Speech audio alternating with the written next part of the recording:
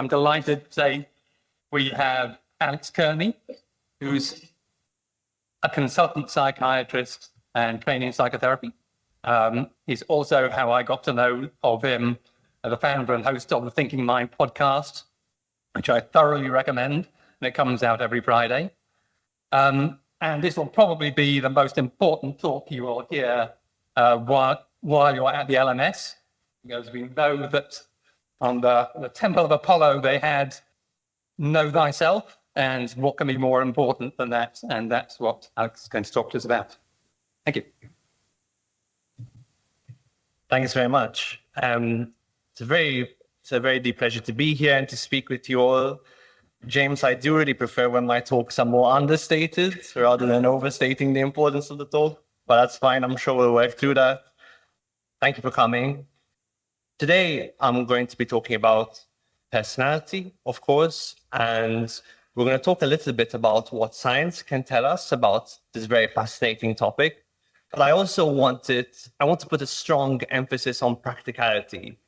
So how learning a little bit about personality, about your personality and the personality of others can actually help us lead a better life. So essentially, what am I going to talk about? The talk is divided in 3 parts. So part 1 is an overview of personality. What is personality? How can we start to define it? What does personality affect? We're going to talk about one specific model of personality. Of course, you guys will be aware there are lots of different models of personality, ranging from 5-factor model to Myers-Briggs to astrology. But we're going to focus on the 5-factor today. Strengths and weaknesses, how much genetics has an influence on our personality, how personality can influence our political views and things along those lines. Part 2 is this very controversial concept of personality disorder, which will be particularly relevant to any of you who are working in a clinical setting in healthcare. This part of the talk is usually more emphasized if I'm talking to therapists or psychiatrists, but I think it's useful for everyone to be familiar with to some degree. This is the idea of where do things go wrong at a personality level? What kind of dangerous combinations of personality traits should people be on the lookout for, that kind of thing. And then part 3 is really having learned a little bit of information about personality and having a bit of a grasp of it. How can we use that practically in our lives? How can we structure our lives around our personality, our work, relationships? This notion of can you expand your personality? Can you change? How relevant your personality is for your working environment, and really using personality theory as a tool for quote-unquote personal growth.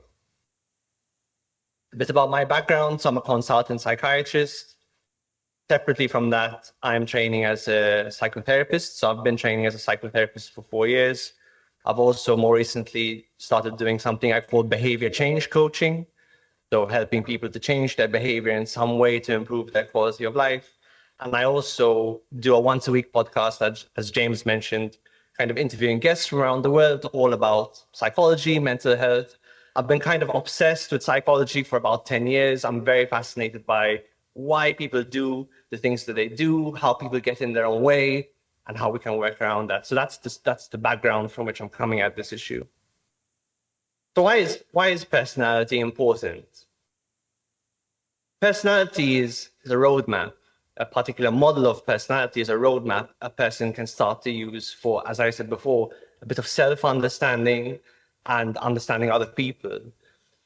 The strange thing you learn when you start training as a psychotherapist is that we're often an enigma to ourselves. We can feel on the one hand that we're quite self-aware, and yes, we seem to know what our patterns are, and yet we can run into trouble all the time. We can make the same mistakes over and over again, have the same kind of conflicts with people over and over again, run up against these issues. And perhaps we might see the same in our personal lives and the people that are close to us, that they seem to be running headfirst into the same particular wall over and over again in their lives.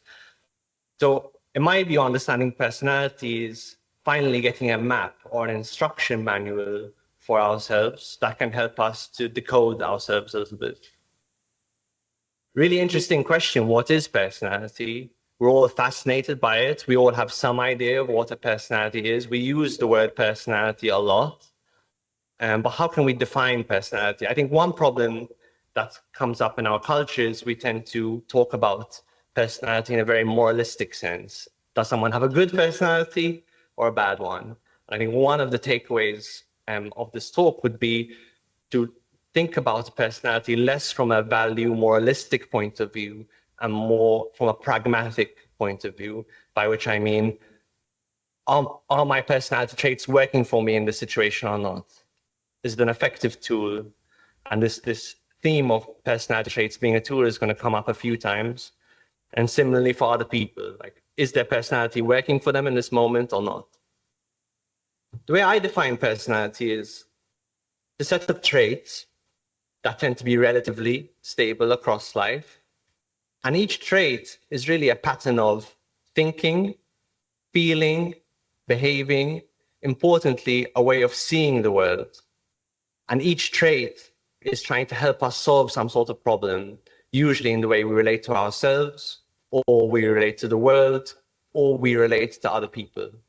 So if you take extroversion, for instance, if you're really extroverted, that's going to be a way of seeing the world as a social landscape primarily. It's going to be a way of thinking, behaving. I love socializing. I want to go out and socialize as much as possible. That's what brings me joy. So it's a set of traits that help us solve problems related to ourselves, other people, the world, and relatively stable across life. Which model are we going to use?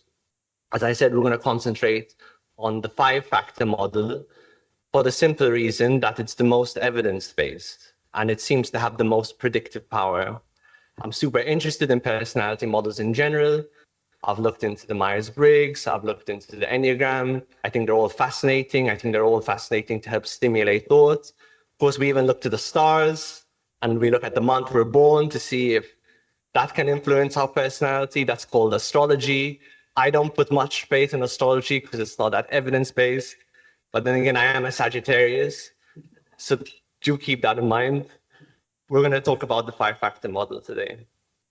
The cool thing about the 5-factor model, and you guys will appreciate this from a scientific perspective, is that in contrast to a lot of other models of personality, where you come up with a hypothesis and you set out to prove it, I think people work like this. Let's find the data that supports that. The 5-factor model is different. The 5-factor model just asks people a bunch of questions, like hundreds and thousands of questions about personality, and then they study that to see what theory emerges from that data, which is really what you want in science, right? You want to get a bunch of data and see what kind of hypothesis might emerge, rather than coming up with your own hypothesis and trying to find data which fits that, which, as we know, can be a huge problem in science. So the 5-factor model, I mean, its origins can trace back as early as the 1930s and 40s, when people started to think about personality traits, took off more in the 60s and 70s, really became formalized and really well studied cross-culturally in the 90s. How they came up with it, as I said, asked loads of people lots and lots of personality questions. Do you like to go out? How do you like to spend your time? Are you emotionally sensitive? Do you cry easily? Do you like to work hard? All those kinds of questions. And then based on that, they got a huge amount of data from that, and they ran something called a factor analysis, which helps us to understand which answers correlate with which other answers. So they found is people that said, oh, I like to go out a lot, that answer might correlate with, I like to spend time around people. Or similarly, I often feel worried, tends to correlate with, I often feel sad, for example. So what they found doing the factor analysis on this data is that 5 factors, 5 spectrums emerged. And I really want to emphasize that they're dimensional spectrums. They're not boxes. A lot of personality models, the problem with them is they tend to put people in boxes. Whereas here we're thinking about people as always falling on a single point along 5 different spectrums. And you can imagine how much individuality that actually produces if you're at a single point across 5 separate spectrums. And these are the spectrums. We have openness, conscientiousness, extroversion, agreeableness, and probably the worst named one, neuroticism, which I prefer to call emotional sensitivity. And we're going to go through each of these in turn and what they mean. So the first one we're going to discuss is openness or openness to experience. What you'll find is each of these broad traits subdivides into subtraits, and there are probably more subtraits under that. But openness subdivides into aesthetics and ideas. So people who are high in openness, they'll tend to be interested in things like art, innovation, trying something in a new way. They love ideas, poetry, philosophy, music. They're the kind of people that aren't going to listen to the music that's just on the radio. They're going to create their own Spotify playlist because they want to listen to their music. Conversely, people who are low in openness, they tend to like sameness. They're not so addicted to novelty. They prefer boundaries. They prefer things to be put in boxes.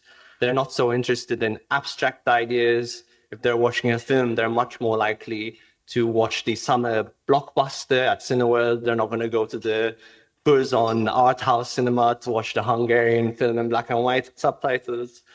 And with each trait here, I'm putting example questions. So these are the actual questions that you might find on a Big Five personality test, where the ones at the top would be ones that confirm or suggest someone being high in openness, like I have a rich vocabulary, I have a vivid imagination, I have excellent ideas.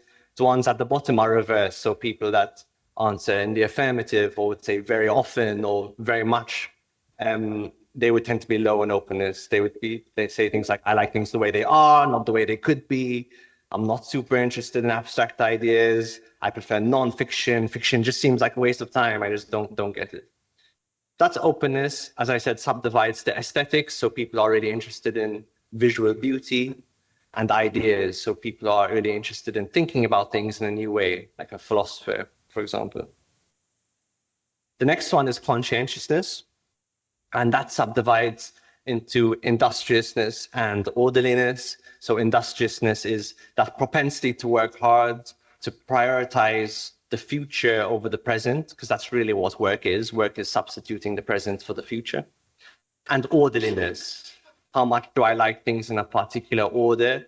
And you can imagine that at a physical level. So at a physical level, someone high in orderliness is going to have their cupboard, everything arranged perfectly, the mugs, and then the big glasses, and then the small glasses. But it's also orderliness in the sense of ideas. They want ideas to be in a very particular order. They might want their countries to be in a very particular order. We're going to talk about that a bit later. Examples of conscientiousness. I'm always prepared. So I've thought about the future already. I sacrifice some of the present before so I can think about the future. I pay attention to the fine details. I get chores done right away. I follow a schedule. People who are high in conscientiousness tend to be very predictable and reliable. As a result, conscientiousness is one of the strongest predictors of life success. Generally speaking, IQ is the highest predictor and conscientiousness is number 2. There are some studies which have even put conscientiousness above IQ in terms of a predictor of success. People who are low in conscientiousness, they don't tend to like order so much. They prefer to live in the moment, again, not sacrificing the present, but actually enjoying and appreciating the present.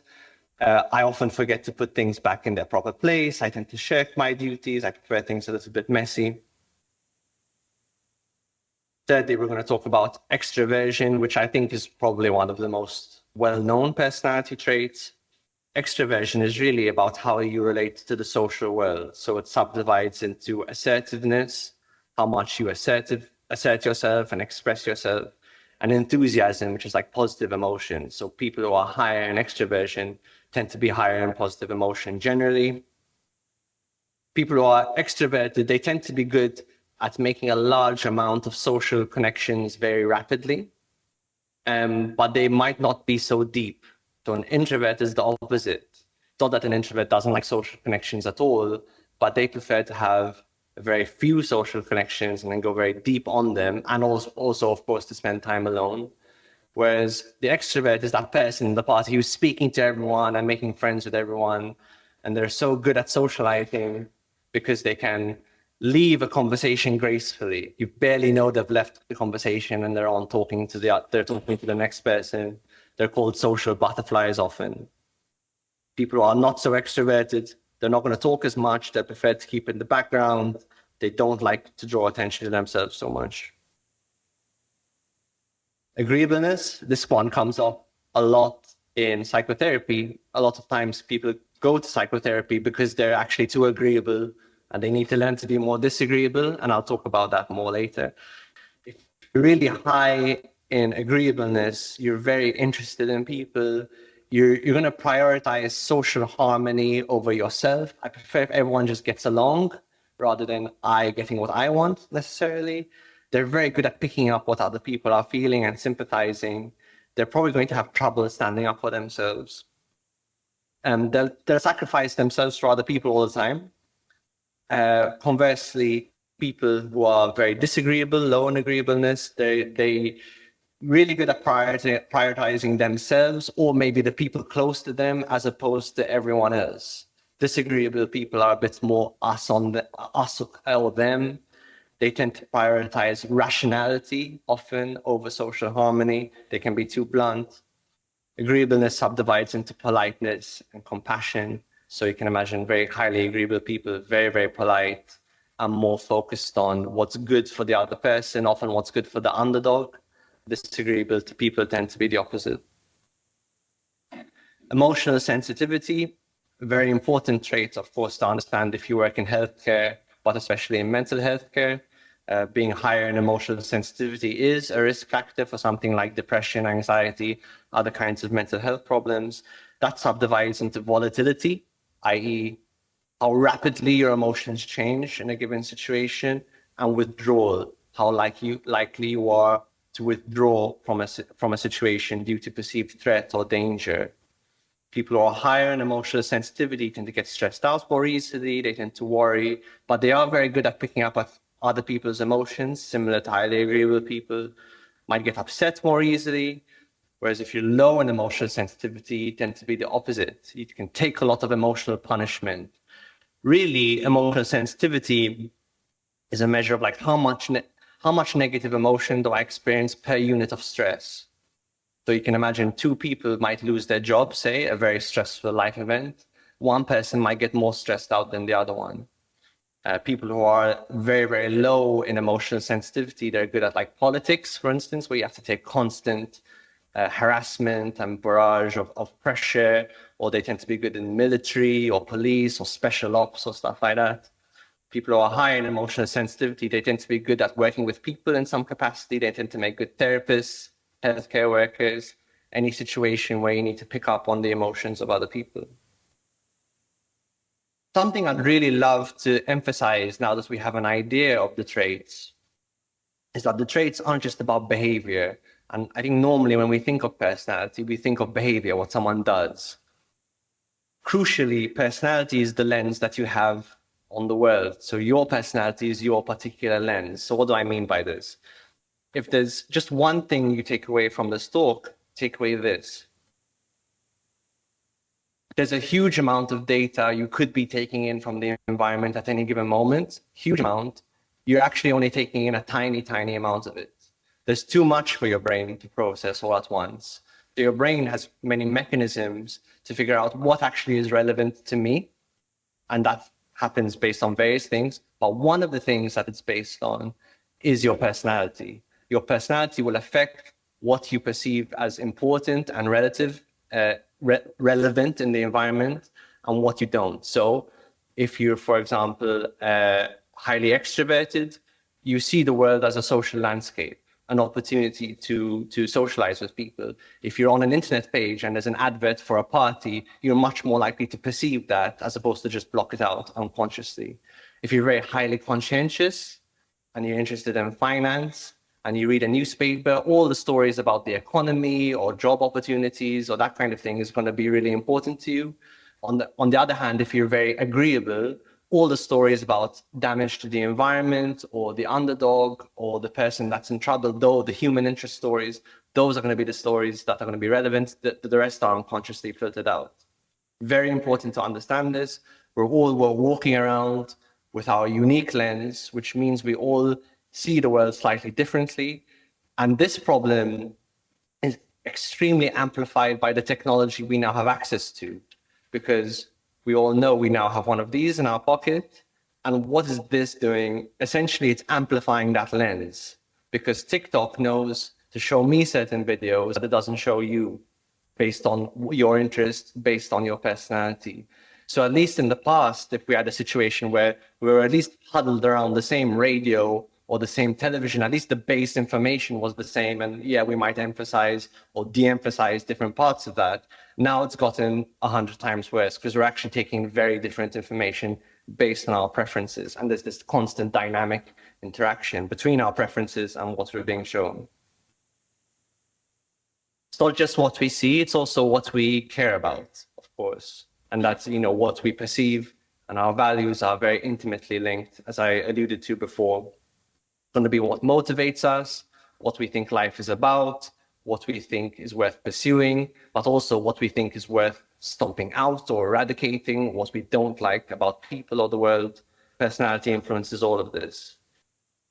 As a result of the past two ideas I've shown, you can imagine that personality is a huge cause of conflict.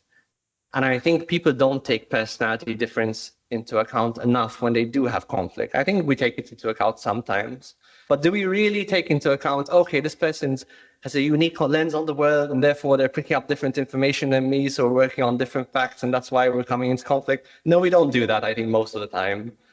We usually think that person's wrong and I am right and they're wrong. Yeah, perfect. Sometimes that's the case. A lot of times it's this much more sophisticated, subtle psychological process. So the next time that you're arguing with your uncle at dinner about politics, and we will talk about politics in a second, just keep that in mind. Like, they're seeing the world slightly differently.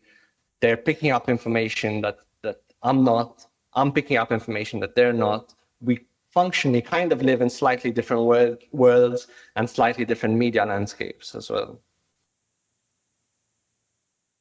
As I said before, this is a dimensional model, not a categorical model, which I think is a huge strength because it means that we're taking into account everyone's real uniqueness and individuality in a way that a categorical model can't. So you see this with Myers-Briggs, I believe, is categorical.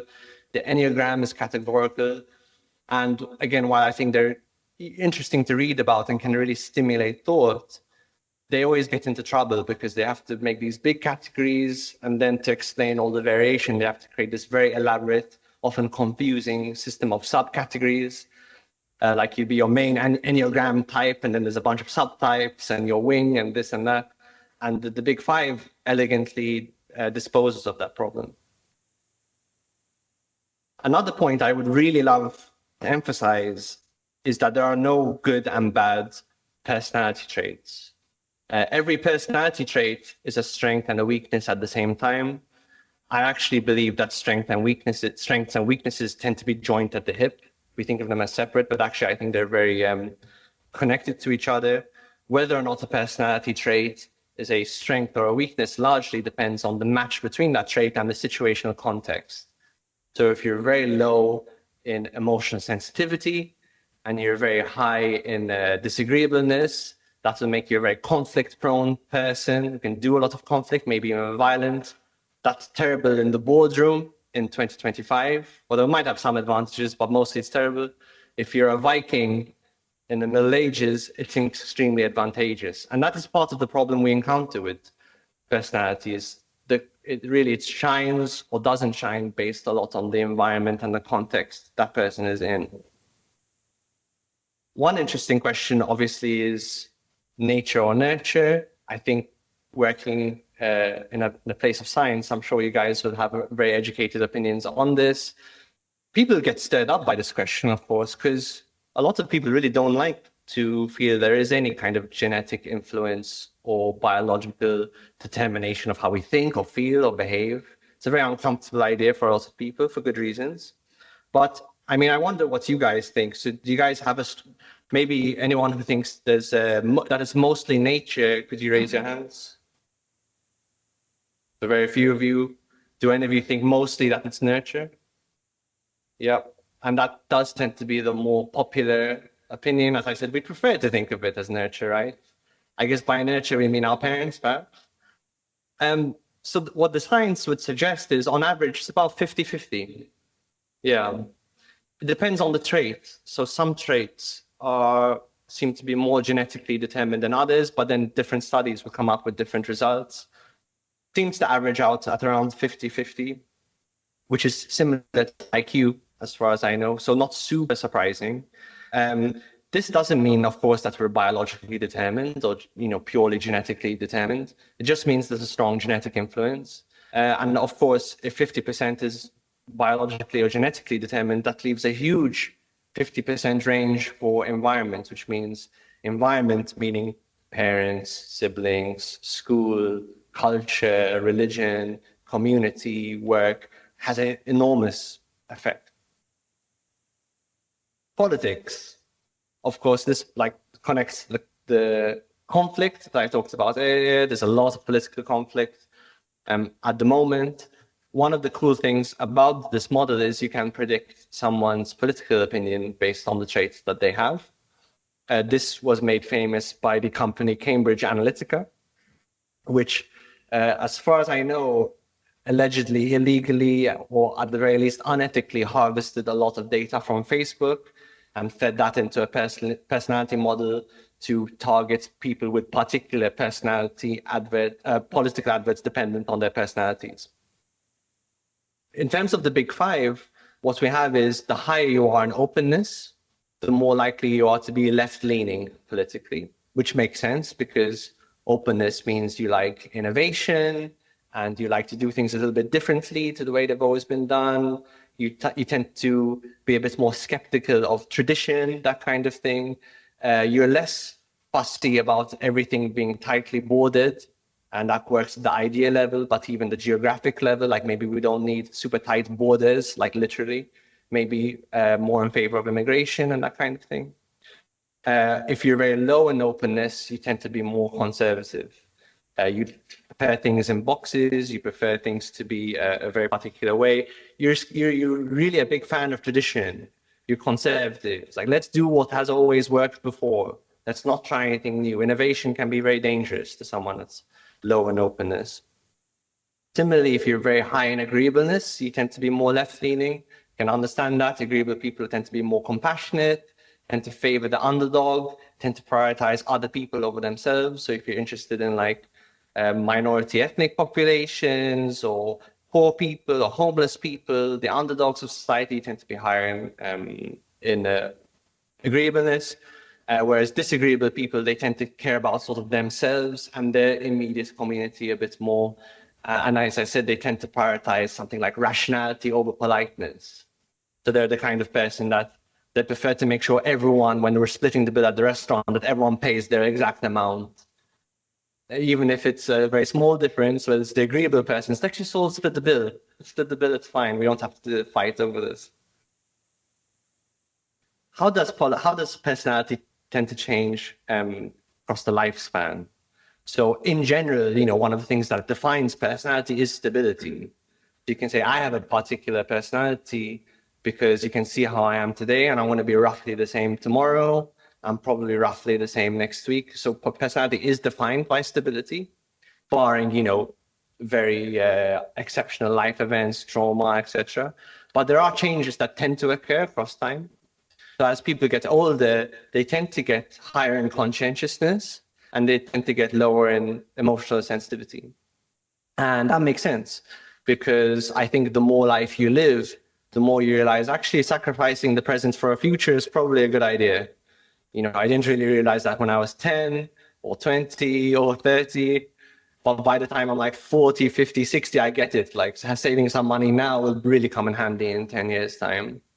And similarly with emotional sensitivity, I do think in general, most people tend to create an environment around them that supports them. So they tend to get into a stable relationship, some kind of stable job and income, stable living situation. And all of those tend to ameliorate our sensitivities a bit and we feel a bit more secure. I think this is backed up by some other studies about happiness across the lifespan, where actually people are often happiest towards the end of their life. I think that's for a few different reasons. Like they also have gotten out of the way some of their life's biggest challenges. But also because I think when people get towards the end of their life, they've built a system which really works well for them and helps to keep them stable. What are the main limitations of the five-factor model? So I want to emphasize every model is going to have limitations. Every model is just a model. And I would prefer that you take away from this talk the notion that I should really understand personality in general and think about it and use it to design my life, rather than taking away from this talk the five-factor model is everything. I think it's the best model, most evidence-based, most predictive value, but it's got some limitations. I don't think it explains everything about human behavior. In fact, there are newer versions of the five-factor model that have been developed or are being developed that have one new personality trait, which I mentioned. Cross-culturally, it has been studied cross-culturally, and largely these traits have shown to be valid across different cultures, but there's still likely to be exceptions. There's still likely to be some traits which might exist, for example, in a country like China, which are just not likely to be prevalent in a Western country. So every model is just a model, and I would want to emphasize that. Human behavior is simply too complex. The other thing is that the five-factor model is good at it's a descriptive model. It's not a causative model. So the five-factor model is not saying anything about what causes you to have the personality that you have particularly, but it's a really good way of giving you a snapshot of where you are right now and what are you like right now. And the last limitation is that it doesn't take into account situational changes, how someone might be, for example, very conscientious in one situation, but then not super conscientious in another situation. Because of course in life, we are constantly dealing with and navigating different situations, and the five-factor model probably doesn't take that adequately into account. This is more an activity for you to do at home, so I will share these slides. About 3 of these activities, each of them have these questions, but it'll take some time. But what I want you to think about when you're by yourself, if you so choose, is think, where do you lie on these 5 spectrums? And I'll give you some tests you could take online. Importantly, how do these traits influence your view of the world and your little micro world? What strengths and weaknesses does your personality structure give you? How does it affect your particular choice of work? How does it affect your politics? How does it affect your lifestyle choices and all the different choices you might make in your personal life? Next, we're going to talk about personality disorder. So where do things tend to go wrong at the personality level?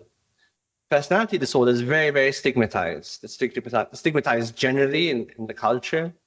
And I'm sad to say that it's also stigmatized within mental health settings as well. So often, I've obviously worked in a few different mental health settings, and you'll often find people saying things like, oh, I prefer working with bipolar, say, or schizophrenia rather than personality disorder. I think this is for a few reasons. I think when people exist, if someone is, for example, presenting with a manic episode, we don't give them a huge amount of responsibility for that. We tend to feel, they have an illness of some kind, and this illness is causing a manic episode. Whereas I think when people have personality problems, we give them a lot of moral responsibility for their behavior. And I think this is a very human thing for us to do. And I think, as I said before, because we don't really choose our personalities. Personality is determined by genetics and by environment, but we don't choose either our genetics or our environment. We can kind of start to choose our environment once we're like 21. We can start to select our environment a bit, but we don't choose our personalities by and large. So I think the same amount of compassion and understanding is warranted for people with personality problems as it is for someone with a different kind of mental health condition like bipolar or schizophrenia, but still incredibly stigmatized. And it's worth saying people with personality difficulties often evoke very strong feelings in the people they're working with, which we call countertransference, very strong countertransferential reactions like anger or sadness or things like that. This is how we classically have clustered personality problems in psychiatry. And I'm going to give you a little bit of a sense of this through the big 5. So sometimes people might meet the criteria for something like paranoid personality, for example. People with a paranoid personality tend to be very mistrustful, defensive, isolated. So you can think in terms of the big five. They would probably be quite introverted. They would probably be quite emotionally sensitive. Those are the big ones, and mistrustful. Someone with a schizoid personality, they tend to be very isolated, but without the paranoia. So they tend to be very solitary. It's very unlikely that they're going to form a lot of relationships outside of their family relationships. And so someone with a schizoid personality, you think, okay, they're going to be very, very high in introversion, probably not as high as sensitivity as someone with a paranoid personality. And then schizotypal personality is someone who, again, very isolated, but they believe in all sorts of ideas which are considered outside of the mainstream. So they might think a lot about UFOs and the paranormal. They might spend their weekends ghost hunting. They might believe in the power of crystal healing and things like that. That's very typical of a schizotypal. So what you're seeing there probably is, again, a high amount of introversion, but then probably really high openness to experience. Like, I'm open to everything. I'm very open-minded. Cluster B, where we're thinking about antisocial, which is another word for like psychopathy, and antisocial, they're synonymous. Borderline, or more recently called emotionally unstable personality, histrionic, narcissistic. Looking at someone with antisocial personality, they're very likely to be very low in emotional sensitivity, very, very low in agreeableness, and very low in conscientiousness. So someone who's a bit more antisocial, they don't really care about rules. They don't invest in rules. They don't invest in rules for themselves or for other people. That's the low in conscientiousness part. They don't really care about other people. They have a very, what characterizes antisocial personality is a lack of empathy. So they tend to be lower in agreeableness and low in emotional sensitivity, which predisposes for all this very difficult behaviors someone with antisocial personality might get up to, like getting into fights or burglarizing someone's house. If you or I were to try and break into someone's house, that might be a bit anxiety provoking. For someone with antisocial personality, that's not such a big deal. If you think of something like emotionally unstable personality disorder, you're going to have someone who's probably quite high in emotional sensitivity. Agreeableness, extroversion, conscientiousness, openness, they can really vary, but it's the sensitivity, emotional sensitivity, which really characterizes something like emotionally unstable personality disorder. Histrionic, what's really emphasized there is the extroversion. People with a histrionic personality tend to be quite dramatic, and they tend to be quite attention-seeking. I think narcissism deserves its own lecture. Narcissism is talked about so much nowadays. It's actually quite hard to distinguish narcissism from antisocial in terms of the big five. But just broadly, psychologically, what you have with narcissism is that entitlement, that feeling of specialness, that feeling of status and reward, which is importantly not necessarily deserved or not necessarily concordant with reality. But generally speaking, in your typical, let's say, grandiose, Trumpian, Muskian narcissism, what you would see is low emotional, well, at times quite high emotional sensitivity, disagreeableness, a high extroversion, and then conscientiousness can vary and openness can vary. So there's a number of other personality disorders I could talk about, avoidant, dependent, obsessive compulsive. Thinking about obsessive compulsive, for instance, that's someone who's going to be really, really high in orderliness, needs things to be a very certain way, and if they're not, that's very anxiety provoking. Avoidant, of course, again, emotional sensitivity is going to be very high, probably extroversion is going to be very low. Dependent, agreeableness is going to be very high. When you get really high in agreeableness, what you get is someone who's very willing to sacrifice themselves so much for another person that they, in fact, try to merge with other people. They really see relationships as them being the powerless one, and they try to form relationships with people who they feel are more powerful and can take care of them, hence dependence. How does personality disorder typically present? Actually, one thing I want to emphasize is when you're going about your life, like be at work or personal life, one really good principle is extremes tend to not be such a good idea. So when someone's extremely high in a particular trait, they tend to lack the complementary traits, which could really balance it out. So if they're really high in openness, which means they're really into new ideas, it could be really helpful for them to develop a little bit of skepticism. So extremes are generally a bad idea. And also what I would want to get you thinking about in your personal life is dangerous combinations. What kind of combinations can form themselves to cause trouble? So just as a simple example, someone who's really high in extroversion, but really low in emotional sensitivity, they're going to be very talented socially, but they're not going to be necessarily so good at picking up on other people's emotions and caring about them. So I just want to get you thinking about this idea of dangerous combinations. How does something like personality disorder typically present? They're usually extremes of one trait or another, usually extremes of a few traits. And so they tend to present with extremes of behavior. If you think of something like emotionally unstable personality, that often presents with things like self-harm and like impulsive behaviors, things along suicidality, things like that. Something like narcissism may present very obliquely. So a narcissist, because of the nature of narcissism, they often don't really think something is wrong with them. They usually think something is wrong with someone else. But a narcissist might present when their life falls apart as a result of their narcissism. So a narcissism will often present later, let's say 40s or 50s, when they're divorced, or they don't necessarily have a very good relationship with their children, or they just got fired for bad behavior. And then maybe they become depressed as a result of that. And as a therapist, you're seeing them for depression, you think. And then as you get to know them and you get to work together, you actually realize underlying this depression is a series of problems fueled by narcissism.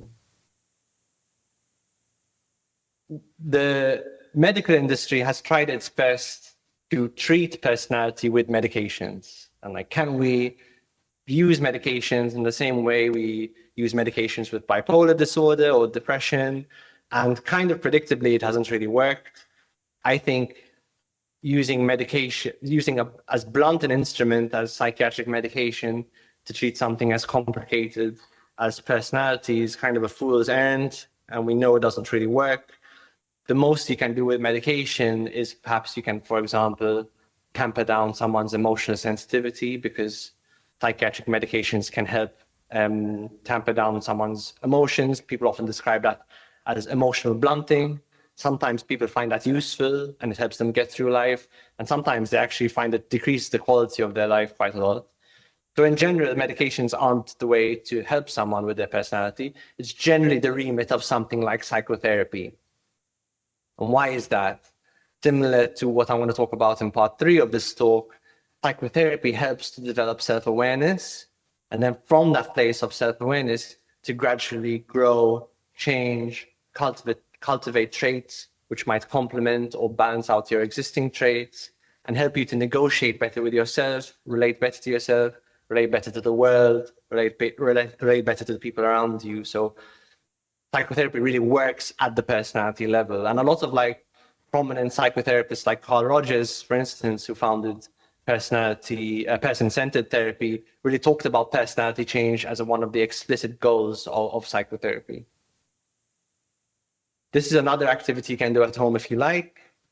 Think about some of your trickiest clients, or dare I say colleagues, or people in your life, and have a think, what is their personality structure like broadly, like roughly speaking?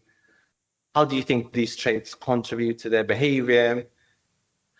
And crucially, what is the personality dynamic between you and them? How do you relate to each other at a personality level? Because as I said before, that's obviously going to take a lot of ownership of yourself, and hopefully the first activity will help.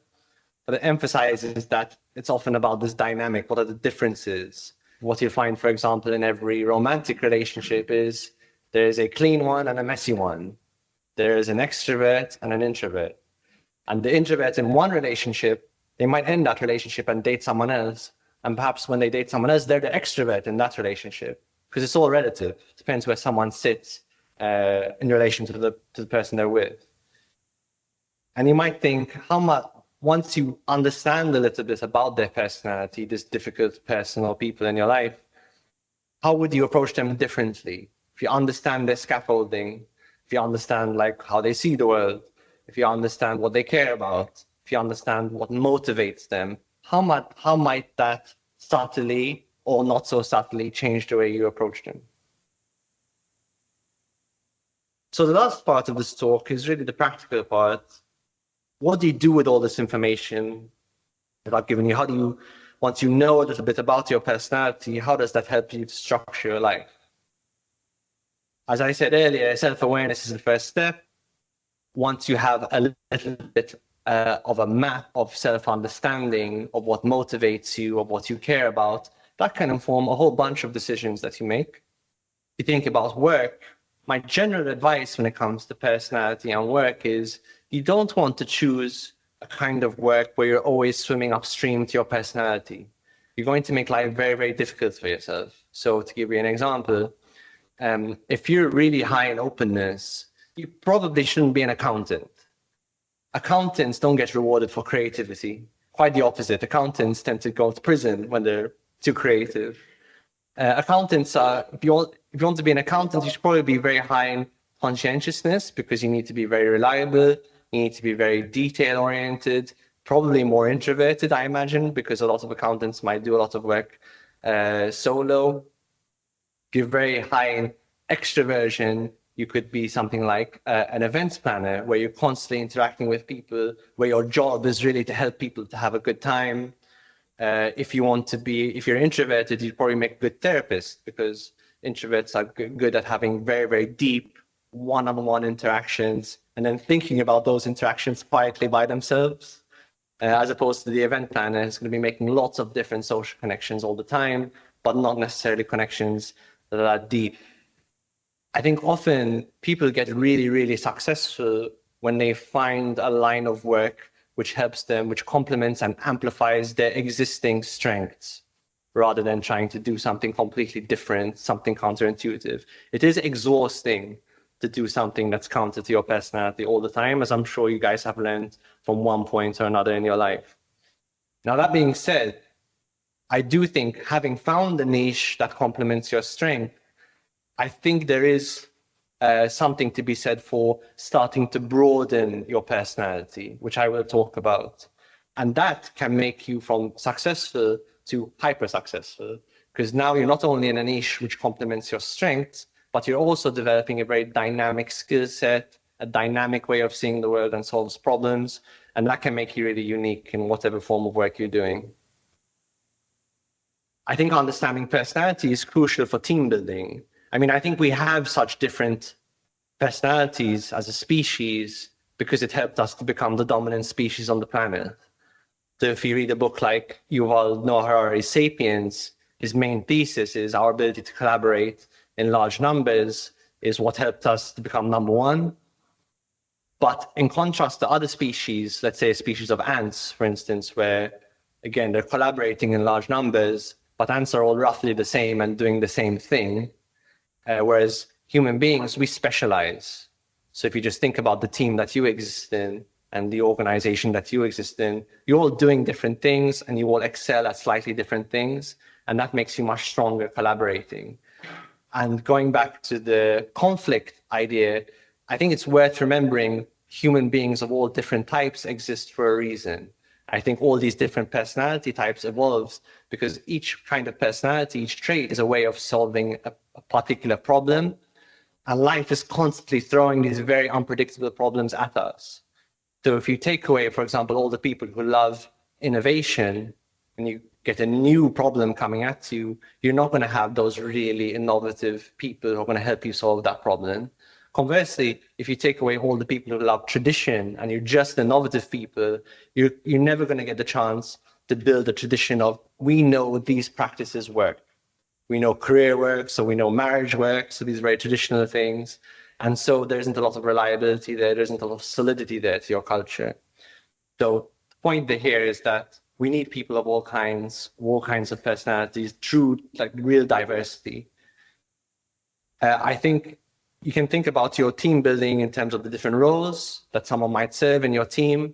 So if you're working in a company that needs to acquire clients and then retain clients, you might have some people who are really good at acquiring clients and some people that are really good at retaining them. So you can imagine an extrovert, again, is going to be really good at acquiring clients because they're good at forming those relationships initially. But for the retention, you probably want someone really high in conscientiousness because they're reliable. When it comes to retaining, people love predictability and reliability. The really cool thing about knowing personality is it helps you form win-win relationships. And it's my belief that win-win relationships are really the holy grail when it comes to friendship, business, marriage. This is the concept of win-win. I don't know if it started with, but I definitely encountered it in the classic self-help book, The 7 Habits of Highly Effective People. You can build a win-win relationship much more easily if you understand personality, because a win is different for everyone. A win is different for me and for you, dependent on my personality, what motivates me, again, what I care about. If you understand personality, you can much faster than the average person understand what is a win for them and then give it to them explicitly. And that helps to form a much more sustainable relationship. And of course, you can think, what is a win for me? What do I really care about? And that just helps you to build a happier life. Cultivating hobbies and passions. The one thing that I think is that really that felt sense of fascination and engagement and that feeling of I can do this forever, I can get paid to do this, I'm happy to do this for as long as I can. That's a sense that we can feel somewhere in our bodies or even in our guts, that sense of fascination. And of course, it's informed by our personalities. So when it comes to cultivating hobbies and passions, which actually strangely a lot of people have trouble with nowadays, my advice is to experiment with doing lots of different kinds of things and just look out for that feeling of fascination. But through no choice of your own, one kind of activity is going to make you feel really passionate and engaged. And another one, because of your personality, is going to give you no interest at all. And I think in an era where I think we hyper-consume, again, media, it can be very easy to not experiment with different activities. But that's what I really encourage. Experiment, look out for that felt sense of fascination. That's going to be a window into what could be a hobby for you or a passion, potentially what could be a career as well. And some people make their passion their career. And of course, that's going to give you a window into your personality. What do you care about? Dating and relationships. So this is the big one. This is why you have personality quizzes on the cover of a lot of magazines. I am curious, in terms of dating and relationship, how many of you guys think you need to find a personality that's very, very similar to you? Very few people. And how many people think you need to find a personality that's very different to you? Okay, a few more people. So it's kind of similar to nature and nurture. I definitely think we are more attracted to the idea of we need to find someone different. Opposites attract, right? Opposites attract. I think the evidence would largely suggest we need to find people who are kind of similar, not the same, because the chance of finding someone the same is extraordinarily low. But in general, what makes a compatible relationship, and of course not a compatible weekend fling, but a compatible relationship that lasts for years and decades, is largely similarity, because similar personalities means you care about the same things, you see the world roughly the same way, and it means you can negotiate with each other a lot more easily. So that's what the evidence says, and I think that's largely true. I do think we should make room for interesting polarities in personality, and I do think they tend to happen, even if two people are quite similar. As I said before, you still find someone who's like the messier one, someone who's the more extroverted one, someone who's perhaps a little bit more industrious or orderly. And I think it's probably okay to have a big difference on maybe one trait, maybe two traits. If you're really different on like 4 traits, it's going to be again, you might have an amazing weekend fling. I don't think that's going to translate into a very sustainable relationship. That's a little bit how to think about dating. Conflict, I think we've talked about enough. A lot of the people I see in psychotherapy where they struggle with is relationship with self. How do I relate to myself? I think part of the process of coming to terms with your personality is developing self-acceptance.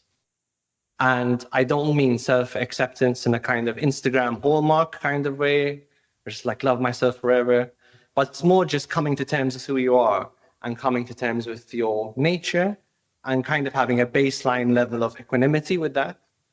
And then from that place, if you want to be different in some way, you can do that. But it's actually very hard to change or grow if you don't at first accept yourself. The very concrete example of this is if you recognize in yourself, oh, I have a tendency to eat too much and gain weight, and I don't love going to the gym or exercising, it's very hard to change any of that if you don't accept it to the degree that it causes a lot of shame and embarrassment and you resist it all the time. If you can come to terms with that, like, yeah, actually, I do eat too much if the opportunity presents itself. I don't love to exercise. I can accept that. Then from that place, okay, now I can start to build systems. I can build a system that helps me because I have this tendency. How can I help myself? I might throw all the junk food out of the house, for example. Or I might make exercising easy by going to a dance class, which I love because I love dancing rather than lifting weights, something like that. So personality can be very useful to cultivate a more harmonious relationship with self. And then one way you can actually start to make changes. And this brings us to the very interesting question of, can you expand your personality range? And I think that's probably the healthier way of putting it, because some people might say, how do I transform my personality? And I think maybe we'll put aside transformation right now, even though it's probably a better title for like a self-help seminar. But how can you expand your personality range? How can you expand your personality toolkit, if you like? I think there is a pessimistic case and the optimistic case. The pessimistic case is really from the literature, which says actually most people tend to be quite stable in terms of their personality across the lifespan. So if you look at large groups of people, they tend to remain roughly the same, minus those particular trends I mentioned. The optimistic case is we see this all the time in psychotherapy, that of course people do change. People are able to develop self-awareness, and from that place, they can do something different. That doesn't mean it's not difficult. And I'll talk to you a little bit about what personality change or expansion can look like. But I think we overestimate the degree to which it's not possible at all. And I think that's largely because we never really talk about personality or personality change that much in the mainstream culture. So I think the best way to frame it is difficult but achievable, especially if you have a plan. So what might be the plan if you want to change your personality? I think one thing is probably to recognize that you're not actually going to totally change. So if you're an introvert, like it's very common, for instance, in psychotherapy, for an introvert to want to become more extroverted. And an introvert is probably not going to change night and day. They're not eventually going to become an extrovert. The way I put it is an introvert can learn the toolkit of extroversion. I consider myself a natural introvert. And through years, I've cultivated the toolkit of extroversion that I can do public speaking and things like that. That doesn't mean I don't need a lot of time alone to recharge, because I do, because I'm an introvert. But it does mean I can do a lot of the things that extroverts do. And I think the same case can be made for any personality trait, and sometimes in ways which aren't so obvious. So someone might be really high in conscientiousness, for instance, which might be really useful because they're so industriousness and orderly and reliable, but they might not be a lot of fun at a party. They might have a lot of trouble appreciating the present. They might work really hard to afford an amazing holiday, but then once they're on the beach, they can't enjoy it because they're sending emails. So as I said before, there is no good personality trait. There's just a trait that's well adapted to its context and not. If you wanted to expand your personality in some way, so let's say you are an introvert and you want to become an extrovert, what I would advise you to do is study the micro habits of an extrovert. So really look at not at the big picture level, to a very granular level. What does an extrovert do? What do they do when they're going shopping? Oh, they talk to the people in front of them in the queue, or they might share a few extra words with the cashier. Or if they're at a party, they're going to start 3 or 4 different conversations, and they're not super shy about leaving a conversation. So you study those micro behaviors, and then you slowly but consistently start to enact them in your own life. So you might go to a party and say, normally I'd speak to one person in the corner for 4 hours. That's my introverted way of dealing with the party. Today I'm going to challenge myself to speak to 2 or 3 people. So it doesn't have to be this huge, rapid, overnight change, but small, consistent change over months and years can do the trick. And you might say, how the hell do you sustain this for months or years? Which is a really good question.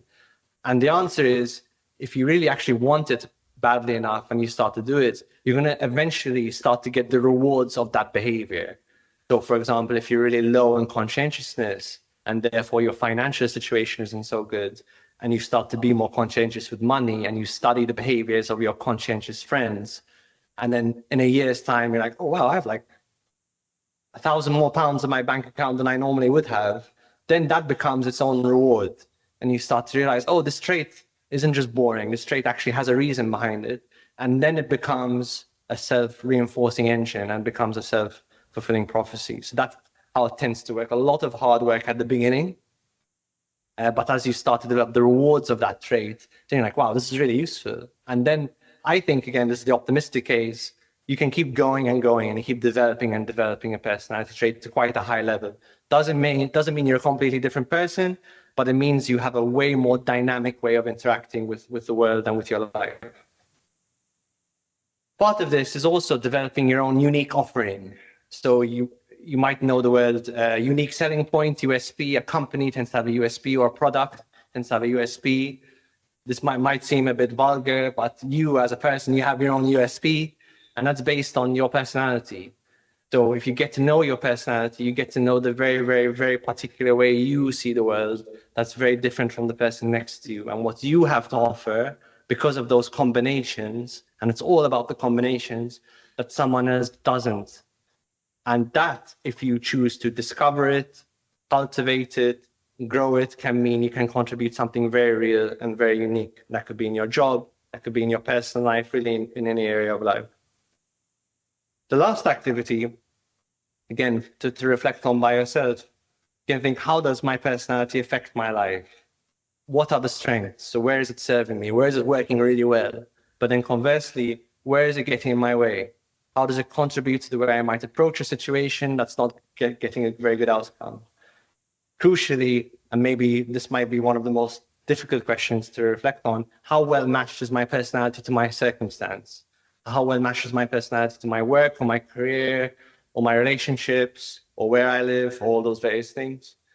Which trait or traits could I theoretically cultivate? Which trait would be really, really handy for me to have? Like maybe I am an accountant and I'm really introverted, but every so often I have to do a presentation, and I know I'm not going to get a promotion unless I get good at presenting. So maybe I need to develop that extroverted toolkit. How would you go about doing this? So if you had to make a plan to start developing that trait, how would you start to do this? Shameless plug, this is my podcast, The Thinking Mind. Every week we release an episode about either psychiatric medicine, psychology, mental health, self-development, the kind of things I've talked about today. We're on Apple, Spotify, or wherever you get your podcasts. Here are a couple of tests. So this test has a small fee. I think it's like $5, but I would actually recommend doing a test with a fee because they tend to be better tests and give you a better report. I'm not affiliated with either of these tests, but that one has a small fee. That one is free, and it's on the website of a man called Ray Dalio. Ray Dalio is one of the most successful investors of all time. He has a company, I believe, called Bridgewater Associates, and he, in terms of his hiring process and team building process, is a big believer in the Big Five. And so he wrote about that in his book Principles, which is a really good book. And he made a personality test that's not the Big Five exactly, but it's based on the Big Five. And it's quite good for identifying like career preference and things like that. I'm happy to take questions. Thank you very much for listening.